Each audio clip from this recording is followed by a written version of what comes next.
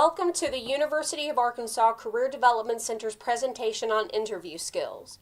In this presentation, we will look at the before, during, and after process of an interview, as well as some ideas and tips to make you stand out in the interview process.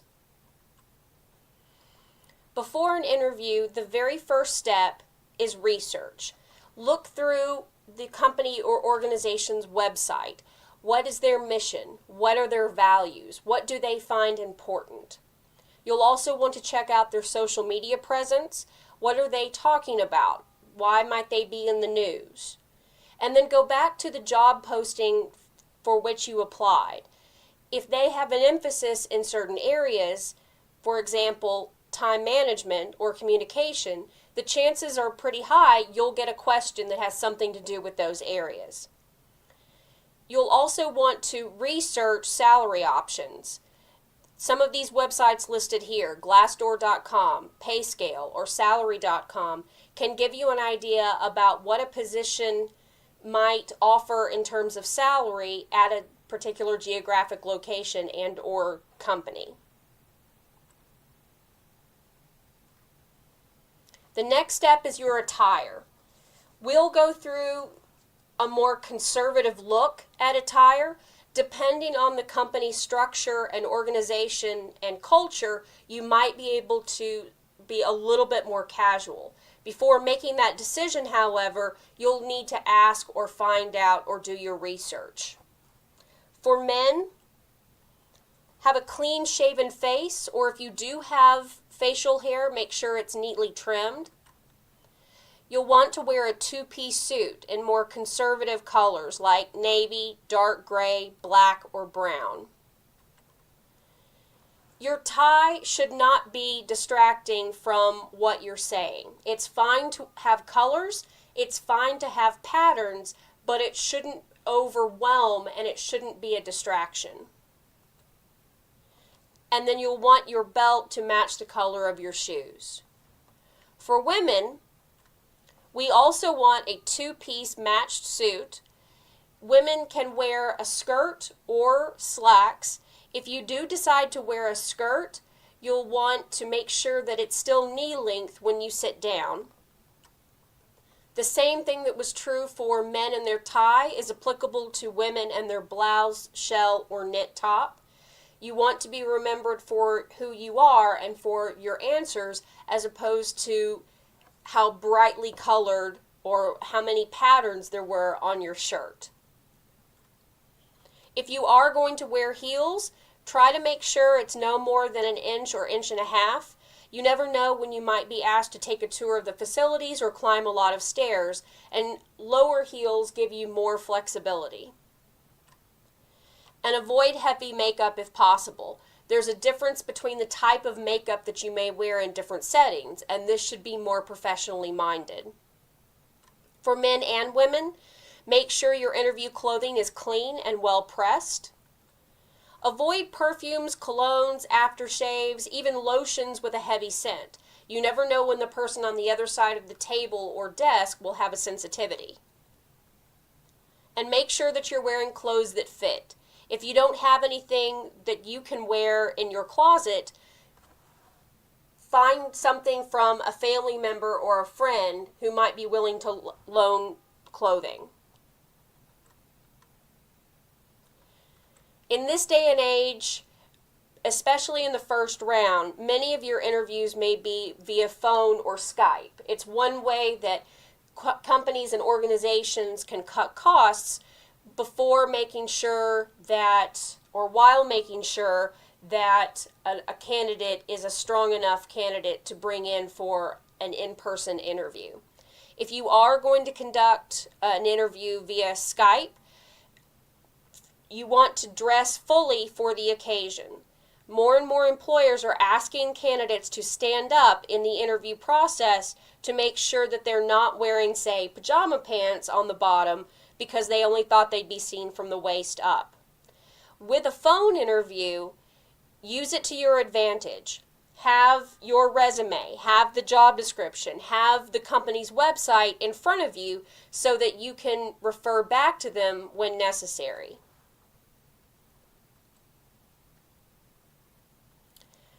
The next step before the interview is travel.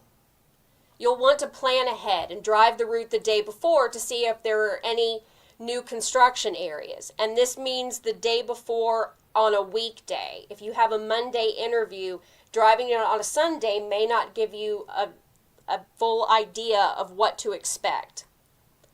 You want to arrive approximately 5 to 10 minutes early. Anything more than that, and an organization may feel they have to babysit you. Anything less than that, however, and they start to wonder where you are. So that's 5 to 10 minutes checking in, not 5 to 10 minutes early when you're pulling into the parking lot.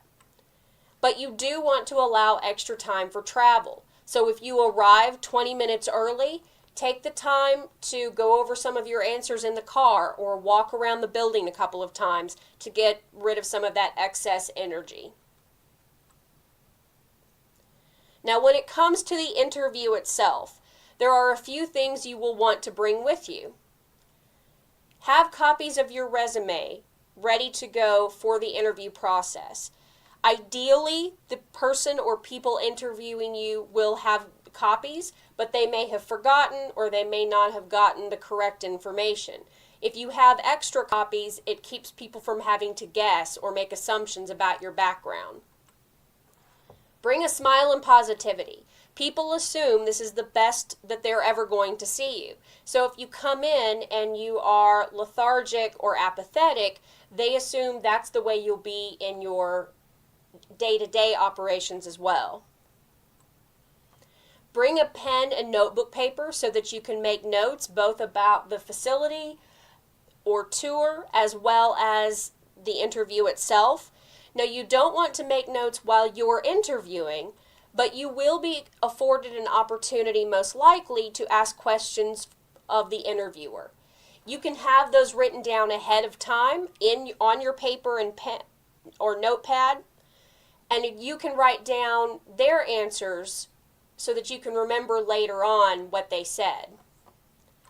If you have to give a presentation or bring a sample of your work, make sure not to forget that, and have backup options. If you're using a format like Prezi, which is online, make sure that you have it backed up on a flash drive in case their internet is down. And don't forget some sort of picture ID.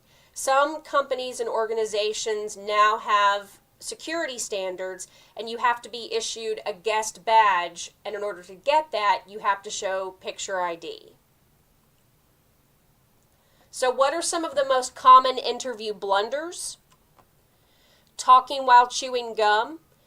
We have this idea that because we'll be talking a lot, we'll want to make sure that we have a little moisture in our mouths. Ask if it's okay to bring in a bottle of water, or ask them if they have a bottle of water. That way, if your mouth gets dry, you have a way to rectify that. Gum should not be the option there. Another interview blunder is dissing a previous job, saying something like, I don't know how they'll get on without me, or they don't understand everything that I do there. Even if that's true, you don't want to be seen as negative about your previous employer because they'll assume you'll say negative things about them if you get the job. You don't want to appear arrogant. There's a difference between, I think I would do a good job here, versus, oh, I know I'll be fantastic and you'll be so lucky to have me. No one wants to work with that type of person, and it makes it seem like you may be difficult in other ways. Don't appear disinterested. If you don't want to be there, don't go. But at the very least, this is a learning opportunity. Even if it isn't a place you necessarily think you want to work, you may find out that you do, and it's good practice. If you don't want to be there, you're wasting your time and theirs. Again, attire is important. So if you don't have appropriate attire and can't borrow anything, there are other means that where you could find something, organizations within the community who might be willing to let you borrow or sell something at a discounted rate. If for some reason your phone goes off during the interview, if you forgot to turn it off, acknowledge what has happened, rectify it, by turning off your phone and then continue and apologize. If for some reason you need your phone on, let the interviewer know that ahead of time. It could be something like, I'm so sorry, and normally I wouldn't do this, but my brother-in-law is scheduled for emergency surgery, and I may need to hear about what's happening. Let them know that there's some sort of emergency situation or reason for the phone to be on before the interview starts. Roughly 2/3 of hiring decisions are made within the first 4.5 minutes of an interview. So that means attire, once again, is very important, but it can also come down to how you answer the very first question. Tell me about yourself. We don't need a lot of personal information. They aren't interested in that. What they want to know is, how are you a good fit for this organization, and what skills and attributes can you bring? The tell me about yourself question is the only time when you get to talk about yourself on your terms, so you need to make it count. This can be a 2-minute answer if you have a lot to say. You can talk about your major and why you chose it, what year you are in school, and your long-term goals. Any qualities or experiences that are relevant to the position. Also talk about your enthusiasm for the position. Why are you applying for this job? Why are you interested in this company? And then discuss any leadership roles you've held along with campus or community involvement. So a shortened version of this could be something like this. I am a sophomore kinesiology major and plan to attend an athletic training master's program after I complete my undergraduate degree. I grew up playing sports at my neighborhood community center and realized the tremendous importance it has on shaping the character of children who use it. I very much would like to continue building on my experience in this area through an internship with your organization. Obviously, you would want to expand more on some of that background and expand more on some of the skills you've learned in those settings, but this can be a good basic structure to follow. Another question often asked is some variation of what is your greatest weakness, or what's something about yourself you want to improve upon. A lot of people will give you the advice that you should pick something that isn't really a negative and try to make it a positive. Something like, well, I'm such a perfectionist. The problem is that gets around why they're asking the question. They're asking because when you get into a new setting, you will almost certainly make a mistake. You're human and you're fallible, and these sorts of things will happen. What they're trying to determine is, can you identify what has gone wrong, and can you course correct? Do you have enough insight to be able to decide or figure out that you've made a mistake and how to correct it? So with your greatest weakness, it could be something like this. In the past, I haven't been as comfortable with public speaking. However, over the last year, anytime I've been part of a group that must make a presentation, I ask to be the person primarily responsible for speaking so that I can become more comfortable with it. Be honest, stay positive, pick an example of something that is true for you that you're trying to work on, and talk about how you're working on it. Don't just say, I need to be better at something. Tell them how you're actively trying to make that happen. Then there are the stress questions. If we have other people who are just as qualified than you, why should we hire you? It's easy to go negative in this type of question, saying things like, they don't have my skill set, they don't have my determination, they don't have my work ethic. The truth of the matter is, you don't necessarily know what they have. So you can say something along the lines of, I can't tell you about the other candidates, all I can do is tell you about myself. And then you can go through and talk about your specific strengths and unique skills.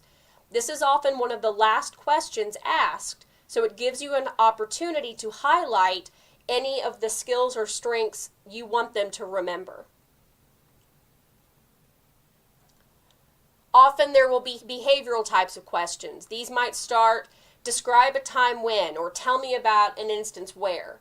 So in this example, can you describe a time when you had to solve a problem in an innovative or creative way, or in a manner that hadn't previously been tried? There's a method we recommend in the Career Development Center called the STAR method. And that stands for S is situation. So tell the interviewer what was happening. For example, advertising revenue was falling off for my college newspaper, and several long-term advertisers were not renewing their contracts. Next, give them the task, which we also refer to as the goal. My goal was to generate new ideas, materials, and incentives that would result in at least a 10% increase in advertisers from the previous year. Your next step is to give them the action. And if we're talking about something that happens in a team setting, you can talk about the team's effort, but also your individual contribution or role. I designed a new promotional packet to go with the rate sheet and compared the benefits of our circulation with other ad media in the area. And last but not least, don't forget to give us the result. We signed contracts with 11 former advertisers and increased by 16% over the same period last year. Even if it's just we got an A in the course or on the project, tell the employer what the result was. Usually the last question, you will be asked if you have any questions for the employer. And you should have questions, at least 2 or 3 that you want to ask, and a couple of more backups just in case one of your questions is answered before you get to it. So some potential questions you might ask: what would a typical day be? What type of person are you looking for? Are there opportunities for training or mentoring? What opportunities for advancement exist? This is particularly good if you are interviewing for an internship or entry-level position. How would I be evaluated? What would make me successful? How much travel is required? You can ask if there's a reason why you're not one of their top candidates, but only do that if you think the interview has gone very well. If it hasn't, if there have been areas where you may have struggled, it only gives the other people an opportunity to hone in on or critique or criticize things about you that you may not be able to answer. And then one of the last questions you might ask is, what is the next step in the hiring process and what is your timeline? One question you don't want to ask is about salary. You don't bring up salary until they do. And in fact, they often will. What sort of salary are you expecting? If at all possible, you want to stall at first. So the first time they ask the question, you might reflect it back to them. I know salary is just one part of the hiring package. Can you tell me more about the other benefits? Because you might be willing to take a slightly lower salary if the benefits are better. There are other ways that you can do that, but you only want to defer once, no more than twice, because then it starts to look like you are refusing to give an answer to a question. If you need to give an answer, this is where your research will have come in. You want to look at what they need for the person in the position and how you can match that. It'll help you justify the kind of salary that you may want. You'll want to look at a salary range. Know the salary based on your experiences and skills that are relevant to the position. Find a bolstering range. This is a salary range instead of your target salary that you use when telling the employer how much you're hoping to be paid. So the range is anchored on the low end by your target salary and can go up to 20% maximum for the range. And know what your resistance point is. That's the lowest salary that you'll take.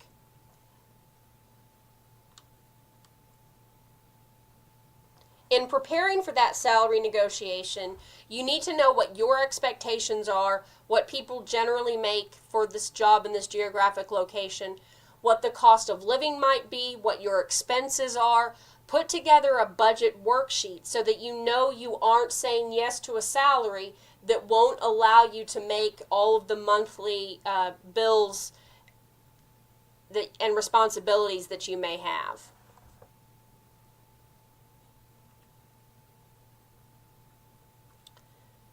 Now, after the interview is over, you'll want to send a thank you note. Make sure, if at all possible, that it's a handwritten note rather than an email. People are more likely to keep a handwritten email on their desk. Emails are very easy to delete. But if a decision is being made within 48 hours, you may not have enough time for a handwritten note to be there. That's why we recommend that one of your last questions is, what is the next step in the hiring process and what is your timeline? If they say they won't be making a decision for a week or two, you have enough time for that letter to get there. Send the letter on the same day, if at all possible, that you interview. And if you're interviewing from out of state, put the thank you note in the mailbox before you leave town. That way you don't have to worry about the thank you note being in the mail for another day or two, getting back from Fayetteville or wherever you may be to wherever you interviewed. And if you are interviewing with a committee rather than just one person, try to send an email to every person on the committee, or preferably a handwritten note, so that you can give a little personalized message for each person.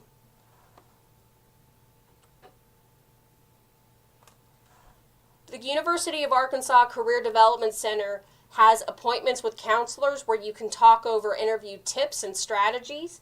We also conduct mock interviews for jobs, internships, graduate school interviews, and professional school interviews like pre-med, dental, nursing residency, and a variety of others. You can make an appointment with our office on our new Handshake online system at uark.joinhandshake.com.